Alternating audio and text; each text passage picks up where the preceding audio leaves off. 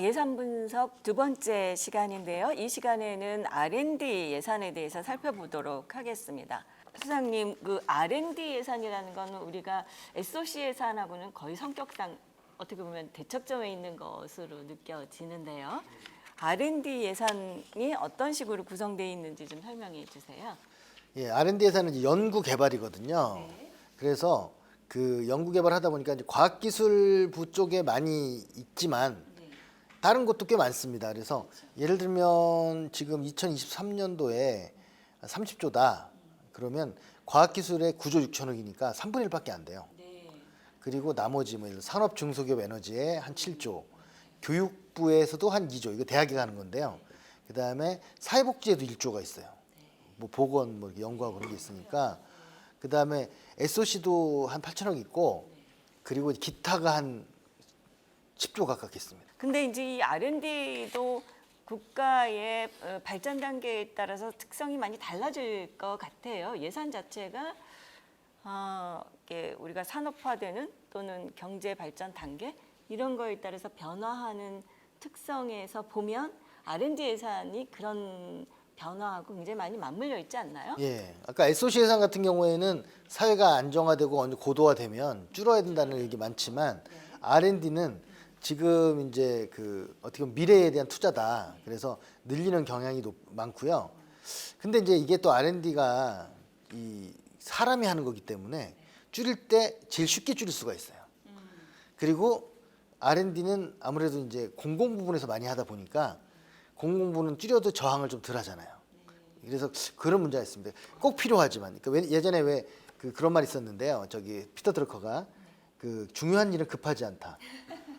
그러다 보니까 급한 일을 하다 보니까 중요한 일을 좀 안 하는 이제 그런 경향이 있는데 그 대표적인 게 R&D고요. 그러다 보니까 올해 유탄을 맞은 것 같아요. 그러니까 올해 그 정부 예산이 내년 예산안이 올해보다 25조가 줄어드는데 그러니까 사실상 줄인 게 25조인데 25조 중에 세 개가 거의 20조를 넘게 차지해요. 그게 지방자치단체에 주는 교부세, 그다음에 교육청에 주는 교부금. 이게 이제 한 15조 되고요. R&D가 4조 5천억 정도 이렇게 줄어든 거거든요. 그래서 그 사실은 지방에 주는 것도 또 문제, 지방에 주는 게 줄어든 것도 문제지만 R&D 줄어든 굉장히 큰 비중을 차지한다 하는 거고, 그게 어떻게 보면 그 과거에도 한 번도 줄이지는 않았던 그 특히 비중상 줄이진 않았고 문재인 정부 때는 크게 늘렸던 비중도 자체도 줄어들고 액수도 줄어드는 이제 그런 액수가 줄어드는 건 아마 제가 볼 때 거의 처음인 것 같습니다. 그렇죠. 예산이 되게 퍼센티지를 약간씩 줄이더라도 예산 규모 자체가 늘어나기 때문에 되게 일정한 금액을 유지하는데, 저는 어쨌든 이 R&D 예산에서 굉장히 기억에 남는 것은 김대중 정부에서 IMF 극복하고 나서 바로 IT 분야의 R&D를 굉장히 많이 늘리고 그쪽의 지원을 굉장히 확대했던 것이라고 생각하는데, 그게 이후 우리나라의 산업에 굉장히 영향을 많이 미쳤죠. 예, 그게 아마 그 누구도 그 보수 진보 막론하고 그때 잘했다. 그래서 20년 그걸로 먹고 살았다. 그렇게 평가하는 거죠. 그런데 지금 이제 R&D가 준다는 겁니다. 문재인 정부에서는 제 기억에는 첫 번째 예산의 슬로건이 SOC보다 R&D를 많게였던 것 같아요. 그런 것들이 지금 결과적으로 나타나나요? 추세선을 좀 볼 수 있을까요? 예, 그 지금 이제 하나의 표는 예산 추이를 보시면 이 파란색 선을 보시면 파란색 선을 보면 보통 한 5에서 한 7, 8%에서 한 2, 3% 정도로 계속 이명박 정부, 박근혜 정부 때 약간씩 그 증가폭이 줄긴 하지만 그 줄지는 않았죠, 증가가. 그리고 그 다음 표에 보시면 이게 이제 중기 국가재정운용계획상에서 보면 거기서도 역시 계획은 5에서 한 4 정도로 유지를 계속 했어요. 이 두 표가 같이 가는 건 비중이죠, 이거는. 그러니까 비중도 여전히 5에서 4% 정도 유지하는 걸로 좀 가왔던 겁니다. 그런데 이 앞에 표랑 뒤에 표를 보시면 앞에 표에도 보면 갑자기 파란색이 쑥 올라가잖아요. 그렇죠. 이게 2018년, 19년. 그래서 이건 이제 굉장히 의지를 가지고 늘린 거죠. 그래서 제일 많이 올랐던 때가 20년도 예산에는 R&D 예산이 16%가 증가했습니다. 그러니까 엄청난 거죠. 이 보통 예산이 저 증가율이 보통 5, 6%, 6, 7%밖에 안 되기 때문에 16%는 엄청난 거였고요. 그러다 보니 그 이제 예산이 30조에 육박하는 규모로 R&D가 증가를 하게 됐습니다. 그리고 그 두 번째 표에도 보신 것처럼 그 증가율도 비중도 5%를 넘어서는 네. 예산 비중이 대단히 큽니다. 그래서 이게 이제 아마 저희 농담반으로 국방 예산에 들어있는 R&D를 빼서 일로 옮기면 국방보다 많지 않을까. 그렇잖아요. 국방에 들어있는 R&D를 빼서 물론 국방은 부서 쪽이긴 한데 빼면 제가 볼 때는 R&D 비중이 저희 더 많을 수 있겠다 이런 생각입니다. 우리나라에서 R&D 예산을 이렇게 늘리는 거에 대해서 세계 많은 나라들이 굉장히 부러워하고 지지했던 걸로 기억하는데요. 그러니까 이 R&D 예산이 효과적으로 쓰여지고 있느냐는 또 다른 문제고요. 네. 일단은 그 사이즈 면에서 크다는 건 이제 대부분 인정하는 거라서 그래서 그 비효율적인 운영에 대해 비판하는 사람들마저도 R&D 자체를 줄이자고는 안 했죠. 다만 이왕 쓰는 거 잘 쓰자 그런 차원에서 뭐 방향이나 방식이나 이런 거를 좀 지적을 했었던 거고요. 그런데 지금 이제 양 자체를 줄이고 방식도 지금 기계적으로 좀 줄인 것 같아요. 네. 그래서 한때는 어쨌든 문재인 정부 시절에는 세계적으로 우리나라의 R&D가 비율이 가장 높은 축에 속한다라는 이제 평가도 있었던 것 같고. 비중으로 보면 네. 우리가 2등이에요 항상. 그런가요? 계속 1등이 있거든요. 1등이 어때요? 뭐 이스라엘 이런 나라 있기 때문에 아. 우리 그건 이길 수가 없고 네. 거기는 이제 국방 그게 많기 때문에 네.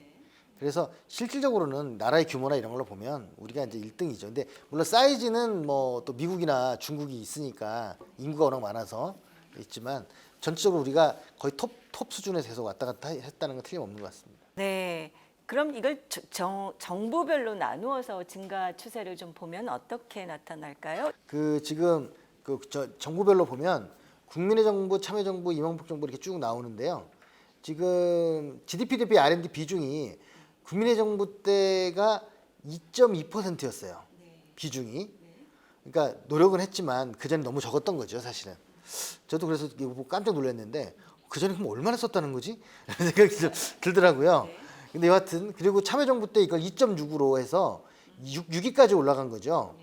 그리고 이명박 정부도 사실은 R&D를 거기도 여하튼 이제 약간 대기업 쪽이 증가시키긴 했으나 여하튼 R&D는 R&D죠. 그래서 5위까지 3위까지 올라갑니다. 3.5로. 그러니까 이때가 특히나 왜 이렇게 갑자기 등수가 올라가냐면 액수도 증가했지만 이때 금융위기 때잖아요. 금융위기 때 다른 데는 이걸 줄인 거예요. 근데 우리는 늘린 거죠, 오히려. 그래서 액수도 늘었지만 순위도 크게 증가를 하게 되는 그런 걸 보이고 있고요. 그리고 이제 박근혜 정부도 계속 4%까지 증가를 했습니다. 그래서 이제 그런데 이제 등수는 2등까지 올라간 거죠. 문재인 정부에서도 그 비중을 더욱더 높여 4.5까지 올라가다 보니 2등을 이제 유지를 했고요. 근데 이거는 제가 아까도 말씀드렸지만 1등이 될 수는 없어요. 이제 비중이.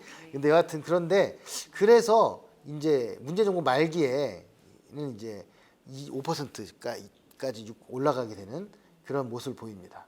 이 그래프에서 이 파란색 R&D 예산이 증가하는 거를 보여주는 파란색 그래프하고 옆에 붉은색 그래프가 있어요. 이건 무슨 뜻인가요? 예, 이거 최근에 이제 KDI나 있는 전문가들이 이제 항상 R&D 분석할 때 내놓는 지표 중에 하나인데요. TFP는 그 총 요소 생산성이라고 합니다. 그래서 지금 보면 우리가 경제 성장 이런 성장 이론을 설명을 할 때 자본과 노동이 그 중요한 두 가지 축이거든요. 그래서 자본을 얼마나 돈을 쓰느냐, 그다음에 노동이 얼마 투입되느냐. 그래서 왜 노동 인구가 얼마가 되느냐 이런 게 굉장히 중요한데요. 이거 말고 이건 내생적 변수라고 하고요. 외생적 그 변수에서 그 R&D라든가 제도 개선, 뭐 그 연구개발 투자, 뭐 규제 완화 이런 것들이 TFP입니다. 그러니까 이거를 얼마나 특히 R&D 쪽이 이제 비중이 큰데요. 얼마나 이게 늘어났는가. 이게 늘어나면 아무래도 노동이 조금 줄더라도 더 생산성이 높아지는 거죠. 돈을 좀 덜 쓰더라도 더 높아질 수 있잖아요. 예전에 이게 그냥 외생적 요인이어서 참고는 하되 별로 중요하지 않다고 여겼는데 지금 와서 IT 혁명이 일어나고 나서 보니까 굉장히 중요하다. 네. 이제 제조업이 아니라 이제 기술이다. 네. 이제 그렇게 된 건데 문제는 보시면 순위가 계속 내려가요. 그러네요. 이명박 정부 잠깐 1위가 됐다가 이건 아까 말씀하신 그 이제 금융위기 상황에서의 투자 변화 때문에 그런 걸 거고요. 네. 그때 이제 반도체 막 증가하고 하면서 이렇게 된 건데 9위로 내려가요. 그래서 이 R&D 예산이 물론 중요하고 늘려야 되지만 쓰는 방식에서 더 효과를 높이기 위한 노력은 해야 되겠다라는 거는 많은 부분에서 좀 이제 돼 있었고 저도 문재인 정부 때 과기부 쪽에서 저 의뢰를 해서 이 R&D 예산을 분석한 적이 있었어요. 이게 또 보니까 R&D 예산 중에 좀 적지 않은 게 뭐 예를 들면 좀비 기업한테 지원한다든가 그래서 연구 개발이 아니라 유지 운영비로 쓴다든가 이런 게 좀 많이 있었어요. 그래서 이건 개혁을 하긴 해야겠다라는 생각이 있었기 때문에 현 정부가 R&D 예산을 개혁한다라고 하는 데까지는 저는 동의를 해서 했는데 액수까지 줄어올 줄은 저는 몰랐습니다. 그렇네요. 그러니까 결국은 이 TFP라는 것은 R&D에 투자한 것이 실제로 기업의 생산성을 높이는 걸로 효과적으로 작용하는 정도가 어느 정도냐인데 이건 다시 말하면 아직 R&D 투자가 효과를 보지는 못한 부분이다라고 볼 수 있겠네요. 이거 뭐 장기적인 그 연구도 있을 수 있고 다양한 연구가 있을 수 있겠네요. 말씀하신 것처럼 또 부패 뭐 잘못 쓰여진 부분도 있을 수 있을 거고요. 그래서 이제 이런 예산 추세들은 세계적으로 기술 경쟁이 격화되면서 각국에서 이런 그 생산성을 높이기 위한 기반 사회적인 그런 것으로 투자가 이제 높아지고 있다라고 하는데 이런 추세들을 거슬러서 이번 정부에서 R&D 예산을 줄이는 그 이유는 뭐라고 하나요? 그러니까 이제 그 혁신을 해야 된다는 건 이제 저 같은 사람도 동의할 정도로 이제 필요한 부분이었고 근데 구조조정이라는 건요 우리가 구조조정이란 말을 굉장히 좀 그 싫어하는 이제 저 말 중에 하나로 전 사람들이 받아들이고 있는 것 같은데 저는 구조조정이라는 말 굉장히 좋아합니다. 그러니까 구조조정은요 예를 들어 저같이 뚱뚱한 사람이 저 이 살을 뺄 때 똑같이 뭐 10% 돌려서 뺄 수는 없는 거잖아요. 배를 또 집어넣고 또 내지는 저 이 지방을 줄이고 어떤 데 근육을 키워야 되고 이게 구조조정이잖아요. 그래서 늘릴 것과 줄일 것을 분명히 구분을 해서 방향을 정하는 게 구조조정이지 기계적으로 줄이는 건 구조조정이 아니에요. 그냥 그 구조 감축이죠. 그래서 김대중 정부 때도 우리가 지금 평가를 해보면 그때는 정신이 없었으니까 IMF 때문에 구조조정 한다고 해갖고 모든 공공기관을 10% 줄여 그랬더니 다 줄였더니 나중에 요요 현상이 일어났잖아요. 왜냐하면 필요한 부분은 어차피 늘어날 수밖에 없게 되고 그럼 덩달아 딴 것도 같이 늘어나면서 그 오히려 비만이 증가하는 이제 그런 문제가 있는 건데요. 근데 저는 그래서 이번에 R&D를 구조조정한다 하면 그 뭐랄까 뭘 늘리고 뭘 줄일지가 준비가 돼 있을 줄 알았죠. 근데 그런 게 아니었던 거예요. 그래서 그 저기 제 드린 표 중에 부처들 정부 주요 R&D 예산 규모 및 상가표가 있습니다. 여기 보면 민영비 의원실에서 자료를 받은 건데 보시면 국토부부터 행안부까지 쭉 있잖아요. 그 예산, 이 R&D 예산이. 근데 거기 보면 국토부 27, 중기부 27, 교육부 26, 뭐 농진청 26 쭉 해서 저 행안부 빼놓고는 대부분 25%대의 언저리에 왔다 갔다 해요. 그러네요. 이거는 이분들이 나름대로 R&D를 줄이는 예산안을 제출을 했는데 우연히 맞아떨어진 것이기가 좀 힘들지 않을까. 그렇죠. 이렇게 되면 가이드가 있었을 것 같아요. 25% 줄여 이렇게 해서 그 우리는 좀 더 줄일까? 우리는 좀 덜 줄일까? 이렇게 된 것 같고요. 그래서 그 오히려 행안부가 이상한 분위기 같은데 제가 볼 때는 가이드라인이 있었던 것 같고요. 얼마 전에도 보면 저 공공 연구원들에 대해서도 무조건 20% 줄이는 안을 제출하라고 하루 만에 막 그렇게 해가지고 지금 공공연구원 쪽에 촉탁이라든가 그 프로젝트 베이스로 있었던 많은 석박사들이 지금 일자리를 잃게 되는 그런 상황이 좀 발생을 했습니다. 그래서 저는 이거는 좀 아니지 않느냐. 이제 그러니까 구조조정이라고 하는 건 원칙을 분명히 하고 그리고 저 늘리고 줄여야 될 부분에 대한 방향을 명확히 해서 그 새로운 정권이 무엇을 하고자 하는지를 보여주는 게 필요하다고 봐요. 우리나라는 아주 거시적으로 이제 R&D나 SOC나 이런 것들도 이제 이 아프리카 대륙 규모로 큰 경제 규모의 국가이기 때문에 정부가 모든 걸 기획해서 한다는 생각을 하면 안 됩니다.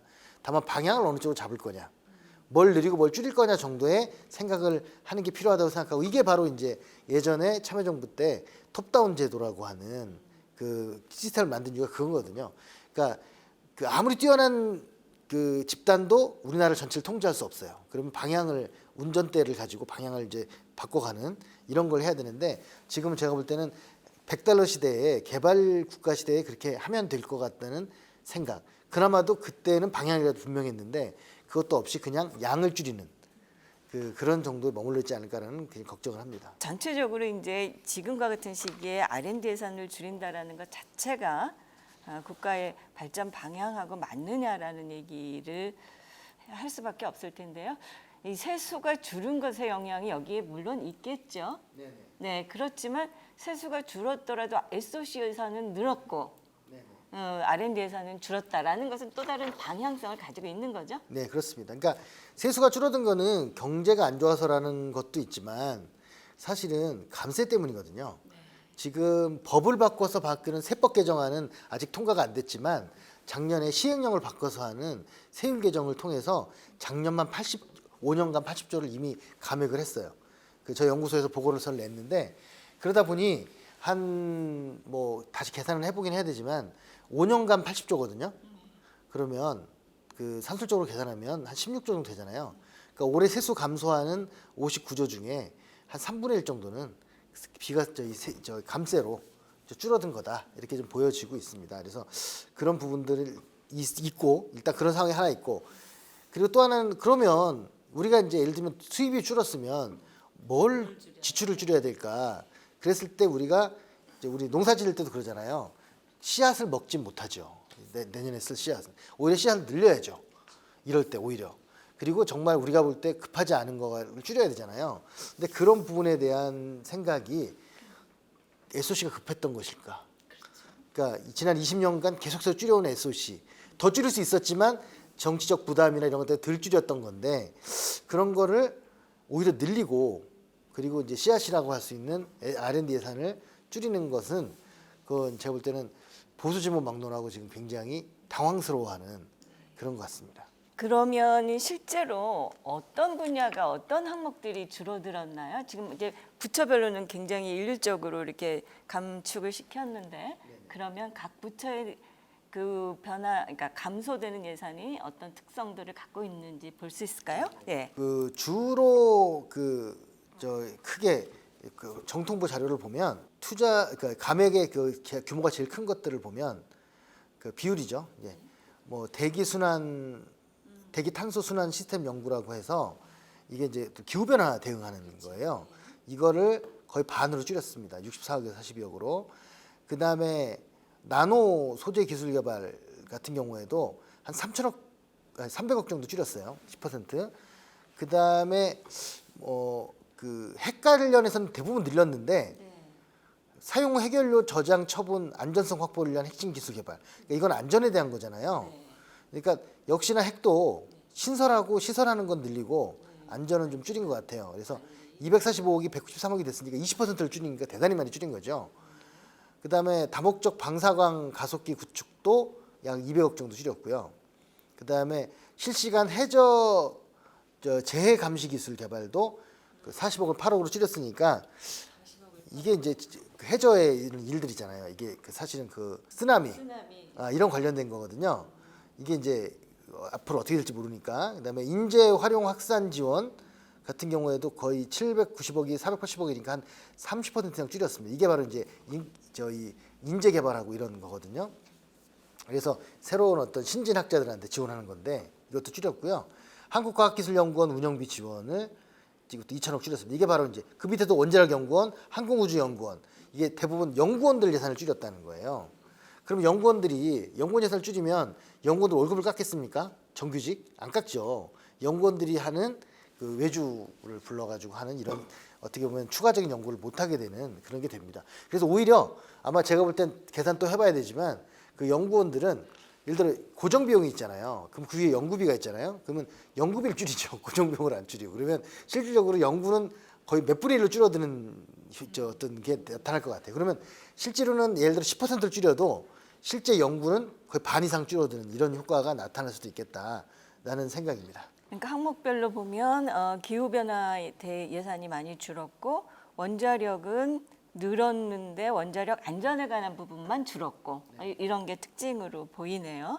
그리고 실제로 연구 예산들이 이제 다 그 줄어들 수밖에 없는 구조로 연구원 예산들을 줄였다 이렇게 얘기를 할 수 있겠네요. 근데 제가 또 하나 눈에 띄는 것이 이 R&D 예산을 자르면서 했던 이야기가 뭐 카르텔 뭐 이런 얘기하면서 작은 뭐 다양한 예산들을 이렇게 주는 게 아니라 핵심 연구에다가 몰아준다 이런 게 기조로 또 얘기가 됐어요. 근데 저는 이제 제 기억에 참여정부에서 저희가 R&D 예산을 늘리면서도 고민했던 부분이 이 국가 R&D 예산이 대기업으로만 가고 중소기업에 전달이 안 되거나 또는 굉장히 창의적이지만 소액으로 할 수 있는 연구들에게 이 영향을 못 미친다. 이걸 어떻게 개선해야 되냐. 이게 굉장히 많이 논의됐던 부분이거든요. 근데 이번 예산은 오히려 반대로 그런 것들을 다 줄이고 몇 개의 핵심 예산으로 가겠다라고 하는 것은 이건 사회 전체의 형평성 부분이나 이런 것들을 굉장히 희생시키겠다라는 얘기로 보여서 굉장히 당혹스럽습니다. 이건 어떻게 봐야 될까요? 형평성이란 차원에서도 아까 제가 재정의 3대 기능 그 소득 분배와 그다음에 자원 재배분 있잖아요. 두 개 다 얽히는 거죠. 기업 간의 소득 재분배 문제가 있고 그다음에 이 자원 재배분 같은 경우에도 사실은 대기업들은 좀 안전한 연구를 하죠. 그런데 그 중소기업들이 작지만 위험성이 높지만 작게 포트폴리오로 연구를 하다가 그중에 성공하는 것도 나오고 뭐 이렇게 되는 건데 그게 이제 어떻게 보면 일자리 증가에도 도움이 되고요. 근데 저는 이런 생각을 해봐요. 이게 항상 제가 이 R&D 예산을 왜 대기업한테 지원하느냐고 하면 관료들이 하는 그 반론이 뭐였냐면 대기업이 R&D를 잘하고요. 성과도 더 좋아 이런 말을 하는데 한번 생각해 보면 그럼 대기업은 왜 안 할까? 꼭 정부 지원이 있어야만 R&D 연구를 할 정도 대기업이 어려울까? 그러면 저 대기업에 있는 저 수백 조에 달하는 적립금은 무엇일까? 이런 생각. 그리고 또 하나는 최근에 예전에도 있었지만 연구개발 세액공제 제도가 있어요. 이것만 해도 지금 조 단위거든요. 그러니까 적립금을 안 쓸 뿐만 아니라 쓰더라도 세제 혜택을 줘요. 조 단위로. 그러니까 주로 고용하는 것과 연구개발에 많이 세제 혜택을 주는데 이 두 가지가 합하면 5조가 넘습니다. 근데 이걸 더 늘리겠다는 거예요. 그리고 그거는 사실은 그 정부가 세액공제 같은 거는 정해서 얼마만큼 세액공제 할래가 아니에요. 니네가 투자를 더 많이 하면 더 많이 세액공제가 되는 거죠. 그러니까 더 늘어날 수가 있는 거예요. 그래서 그러면 그 대기업은 왜 혜택도 있고 돈도 남았는데 왜 안 했을까? 그러면 오히려 정부가 그렇게 지원하는 건 원래 자기들이 해야 될 거를 정부가 대신 대주거나 아니면 안 해도 될 걸 할 가능성. 특별히 급하지 않은 건데 할 가능성. 이게 있는 것 같아요. 그래서 그런 부분에서 저는 이제 대기업에 대한 형평성은 또 있지만 저는 효과성, 경제성 차원에서 과연 그 대기업한테 지원하는 게 의미가 있을까? 저는 그쪽 시각으로 봅니다. 네. 그렇죠. 연구들이 사실은 비주류에서 나오는 것이 기존을 뛰어넘는 연구가 되는 것이 주류에서의 그 기술은 사실 작은 부분에서의 개혁, 개선 이전 정도에 머무르는 게 이제 일반적인데 그래서 큰 변화를 가져오기 어렵다라는 게 이제 일반적인 평가인데 당장 이익이 되는 거는 기업이 하죠. 그렇죠. 그래서 이제 만약에 정부는 좀 길게 지금 당장은 경제성이 없을지라도 길게 봤을 때 도움이 되는 노벨상 타는 그 연구가 당장 돈 되는 게 어디 있었습니까? 보통 그분들이 연구하는 게 2, 30년 후에 타거든요. 그때야 인정을 받아서. 근데 지금 우리는 좀 그런 부분이 좀 걱정이고 그나마 우리나라가 지금 최근에 통계를 보면요.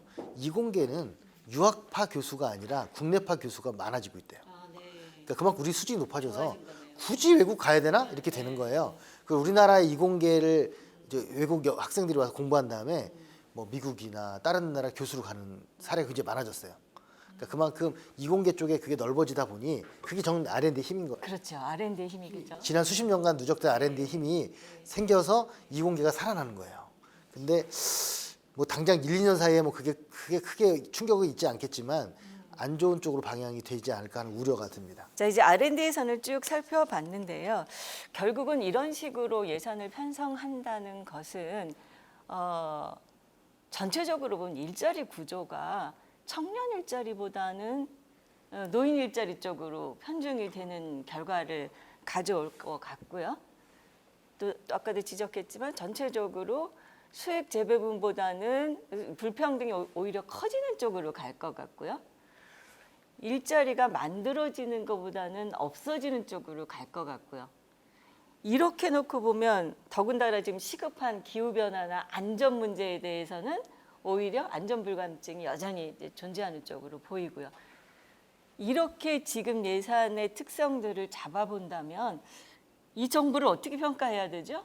글쎄요, 뭐 요즘 하도 무슨 소리 하면 뭐 좀 겁이 나서 막 그러겠지만 제가 볼 때는 그 이명박 정부 때처럼 계속 성장 시대의 어떤 그 프레임에 좀 잡혀 있는 것 같고요. 근데 이제 그렇거든. 제가 이런 말을 좀 하는데 우리가 심리학에서도 보면 그 욕구가 단계가 있잖아요. 그러니까 뭐냐면 거기도 역시 소득이 5,000달러 이하면 지금 먹고 살기 힘들어 죽겠는데 이렇게 하는데 한 2만 불 넘어가면 복고풍이 일어나고 웰빙 바람이 불고 이러면서 저기 복지도 아니고 건설을 당연히 아니고 복지 그 이후에 있는 게 문화예요. 박정희 대통령이 사망할 때 우리 소득이 2,000불이 안 됐어요. 그러니까 우리는 자꾸 그때 2만 불쯤 된 걸로 생각하는데 계속해서 꾸준히 발전해 온 거예요, 우리나라가. 예, 꾸준히 22,000불이 뭐 노태우 대통령 끝날 때도 5,000불 정도밖에 안 됐고 쭉 계속 성장한 거예요. 그 김대중 정부 때 10,000불 올라갔다 다시 내려왔다 다시 올라가고 그 참여정부 때 17,000, 18,000 되고 2만 불 되고 이렇게 그래서 꾸준히 뭔가를 해왔기 때문인데 그 뭘 했을까 우리가 그랬을 때 R&D를 하고 SOC 하고 싶지만 우리 정치 지형상 하고 싶지만 좀 줄여야지 그런 부분에 대해서 관련한 정치권도 해놨는데 다시 또 과거로 돌아가는 것 같은 게 아닌가 그래서 그런 어떤 프레임에 대한 문제가 있고요. 또 하나는 이게 도그마 어떤 사람들이 이념이라고 하더라고요. 저희 외교 속의 이념은 저는 잘 모르겠는데 국내에서의 이념은 재정 건전성이라는 이상한 그러니까 뭐가 건정한 거냐? 저는 재정 건전성이라는 말이 굉장히 오염돼 있다고 생각해요. 재정의 지속 가능성이죠. 지금 그러니까 이런 거거든요. 그 재정을 바라보는 시각이 세 가지로 분류가 돼요. 하나는 뭐냐면 소비자, 하나는 절약자, 하나는 수문장이에요. 이게 무슨 말이냐면 소비자는 돈 쓰는 것만 생각해요. 각 분야에 있는 모든 분들이 관료든 시민들이든 우리 분야가 중요하니까 쓰자고 하잖아요. 그러니까 좋은 소비가 있고 나쁜 소비가 있을 수 있죠. 뭐 그거는 또 이제 우리가 가치를 투여하는데 문제는 좀 더 나가면 절약자가 있습니다. 좀 아끼자, 덜 쓰자. 그것도 필요하죠. 그런 시각도. 근데 이거를 그 주로 이제 예산 감시하는 시민단체나 기재부가 그걸 하고 있어요. 근데 그보다 더 높은 수준은 뭐냐면 수문장이에요. 성문을 열고 닫는 사람.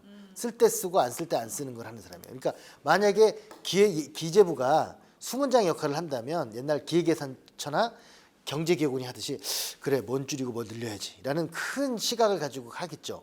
근데 그것까지 안 가고 그냥 아껴야 돼, 절약해야 돼라고 생각하면 그 방향성이 없죠. 그냥 안 하는 거예요. 그래서 제가 이제 만든 말인데 덮어놓고 놨다 보면 거짓골을 못 면한다고 했던 게 예전에 산하제한 그것처럼 덮어놓고 아끼다간 거짓골을 못 면한다. 왜 그러냐면 생각해 보세요. 어떤 가정이 나중에 나 퇴직하고 나면 돈이 없어서 어떻게 살아? 그러면 지금부터 아껴야지 해갖고 그 가정에 교육도 애들 안 시키고 건강 관련한 것도 안 쓰고 하다 보면 퇴직할 때 돈이 조금 모였을 수는 있겠지만 조금 있을 수 있겠지만 집안은 파탄 났겠죠. 그래서 저는 그런 면에서 재정의 지속 가능한 이념을 좀 버리고 실리를 좀 찾아서 했으면 좋겠다는 생각입니다. 네, 이런 막무가내식 예산 편성이 되는 것이 사실은 어떻게 보면 소통의 부족에서 오는 것일 것 같은데요. 자, 이제 마지막으로 이렇게 예산이 제출된 거잖아요, 지금. 근데 이제 우리가 그래도 한 단계 더 기대할 수 있는 거는 예산 심의 과정에서 이게 얼마만큼 수정되거나 보완될 수 있을까 하는 건데 전망은 어떻게 보세요? 비관적입니다. 왜 그러냐면 지금 저희가 이렇게 추세를 해보면 정부도 신규 예산의 액수가 1% 정도밖에 안 돼요. 항상 하던 거 계속하고 하던 거를 줄이고 늘리거나 아니면 저기 그 방식을 바꾸거나 정도거든요. 그런데 국회도 예산을 수정하는 비율이 1% 정도밖에 안 됩니다. 가장 높았던 게 재작년에 작년도 예산 편성할 때 2%를 수정했어요. 대단히 사람들이 2% 별거 아닌 것 같은데라고 생각할 수 있지만 지난 역사 속에서는 커요. 그래서 저는 그 굉장히 비관적이에요. 다만 이걸 좀 국회가 좀 생각했으면 좋겠습니다. 뭐냐면 우리나라는 주요 국가 중에 유일하게 예산 증액권도 없는 의회예요. 그러니까 지금 대부분의 나라는 우리나라는 OECD 36개랑 비교하면 안 됩니다. 아프리카 제국만한 나라인데 주요한 10개 국가랑 비교를 해야 되는데 10개 국가 중에서 대부분 예산 편성권이 있죠. 의원 내각제 국가는 대부분. 대통령제도 미국도 예산 편성권이 있잖아요. 이런 말을 하면 막 반발을 해요. 그 관료들이. 어차피 정부에서 만들어준 안은 갖고 한다고. 그렇죠. 물론. 실무적으로 힘드니까 정부 만들어주면 하지만 결국은 제출하는 권한은 의회가 하는 거니까. 그리고 그렇게 하는데 그렇기 때문에 거기다가 그 편성권은 없더라도 일본 같은 경우에는 감액한 예산에 대한 증액권이 있어요. 열심히 감액하겠죠. 우리나라가 그러면. 그러니까 10%를 감액하면 그거에 대한 편성권이 있다는 거거든요. 우리는 근데 없어요. 정확하게 국회가 예산을 증액하는 게 아니라 증액을 요청해서 받아주는 거예요. 그래서 저는 이번에 예산 심의할 때 그 국회에 좀 제안하는 건 뭐냐면 이번만큼은 내년 총선이 있지만 예산 뭐 땄다 이거 하지 마라. 어차피 몇 푼 안 되고 그거 특별하지 않다. 그래서 이번만큼은 제가 볼 때는 총선 때문에 뭐 우리 얼마 땄까 이런 거 경쟁하지 마시고 지금 어차피 그 좀 서로 좋은 사이도 아니니까 과감하게 삭감하시고 불필요한 예산에 대해서 증액을 요청을 하셔야 돼요. 어차피 정부에서 안을 만들어야 되거든요. 그러니까 예를 들면 R&D 4조 살려야죠. 그러면 어디선가 4조를 깎아야죠. 이 천정부 하려는 4조를 깎아야 됩니다. 그리고 자꾸 국채를 발행하지 않겠다고 하면서 지금 외평채까지 손을 대고 있는데 그런 부분에서도 국채를 발행하라고 요구를 하고 그래서 세입과 세출을 각각 수정할 수 있어요. 정부가 다시 국회 요구를 받아서 그런 식으로 조금 배수진을 치고 하면 제가 볼 때는 총선에서 오히려 좋은 결과가 나온다. 지역구 예산 따왔다고 좋아해서 주는 투표하는 사람 많지 않다. 그런 걸 좀 명심했으면 좋겠습니다. 네, 그렇게 했으면 좋겠는데 사실 기대하기는 어려울 것이다. 이게 이제 결론이시죠. 그래서 결국은 아까 말씀하신 3대 거짓말에 대해서 국민들이 잘 인식하고 바라보는 수밖에 없겠습니다. 네, 오늘 여기까지 하겠습니다. 소장님 긴 시간 감사합니다. 윤석열 정부는 R&D 예산을 줄였습니다.